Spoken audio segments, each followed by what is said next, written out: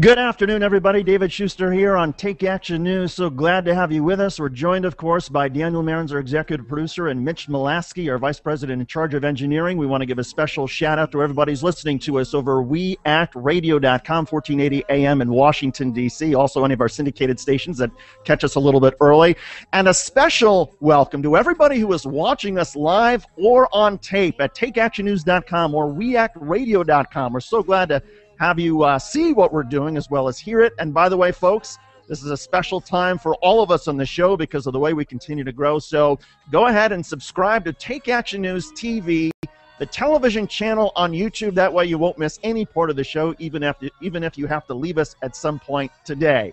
The big news before syndicated stations catch up with us at 6 minutes after the hour. Yesterday, 6:11 p.m., December the 21st, the heavens did not rain down hell. There was not 40 years of darkness. There were no floods. There were no massacres all over the world. There was no taking of the firstborn. Armageddon did not happen. Mitch Mulaski, were you concerned? Fortunately not. I was pretty not too worried that it would be happening. I actually happened to go to Tikal a couple years ago and to the Mayan ruins, and one of the things that I remember them saying is that the end of the calendar didn't actually signify the end of the world. It meant sort of a transitioning period from one phase of life sort of to the other. So, even if you follow what the Mayans said, I think the world wasn't going to be collapsing yesterday. I think that's a good analogy, though, because we're certainly going through some life transitions and professional transitions with this show. The fact that we're now live on TakeActionNews.com and WeActRadio.com. Daniel Marins, when I think of biblical proportions and I think of the slaying of the firstborn, I believe you are the firstborn in your family. I was concerned for you. Well, I am the firstborn, and certainly the firstborn, being the firstborn sometimes feels like its own form of cruel punishment, but it was okay. You know, I did experience a little bit of a plague last few days. I've been extremely ill, but had sort of a flu, head colds, fever, you name it. It was tons of fun. You and I communicated a lot during that time, and I think you saw the evolution of my evolution.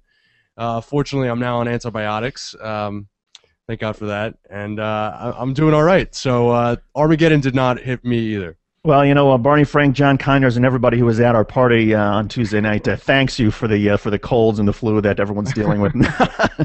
No, it was great seeing everybody. Daniel did not pass on the flu to anybody. And by the way, we do want to give a thank you to Barney Frank and John Conyers and everybody at the We Act Radio. We had a great time on Tuesday night at our station. It was a Barney Frank knows how to party. Let me say that. Yeah, he knows how to party, and he had one of the more memorable lines that I've heard in this whole sort of debate over, taxes and spending and government policy.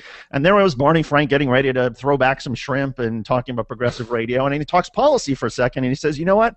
Tax cut has never put out a fire. And I thought, wow. That's, it gets boiled down to that's, the sort of the progressive philosophy right there. Is that, sure, people can keep more of their own money, but that doesn't pay for the things that we as a community have to do together. Am I fair, Daniel Marins? I mean, he is one of the most sort of plain-spoken guys that's able to really boil down these complicated policy ideas into very brief sentences. That wasn't his only good line of the night. I think that there were a couple of others. He laughed about the fact that people said that if he got into office, he would enact a radical homosexual agenda. And he said, well, yeah, if you consider that gay people now have civil rights and can get married, we've accomplished this radical agenda. And I think that there was also a line that he had about the Social Security, the proposed cut to Social Security's cost of living adjustment. He said this idea that seniors that are living on $1,500 a month, many of them in this neighborhood, are getting too much of a cost of living adjustment is just absurd. And I thought that was a very, very good point. I mean, because it didn't really get into sort of the policy dispute about the accuracy of the current consumer price index, but it sort of explained, look, average benefit is around $14,000 a year. These people are not living a fat on the hog. Mm-hmm.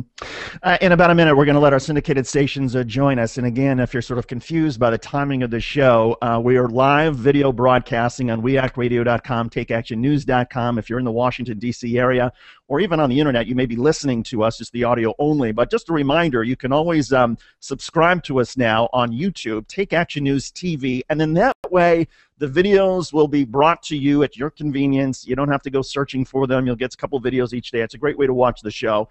And we also want to remind you that if you want to sign up for the podcast, go to iTunes or Stitcher, and then you can have it to your iPhone at your convenience as well. Again, in about 30 seconds, we're going to let our syndicated stations catch up with this. We're going to start with a review of an amazing debate that we're now having in our country about guns and gun control. This was started, obviously, by the massacre in Newtown, Connecticut. The president had a remarkable speech in Newtown on Sunday night, and then there were some remarkable comments made by the head of the NRA this week. We'll get to all of that in just a couple of seconds. You're listening to Take Action News, and you're also watching Take Action News on We Act Radio. Thanks for being with us.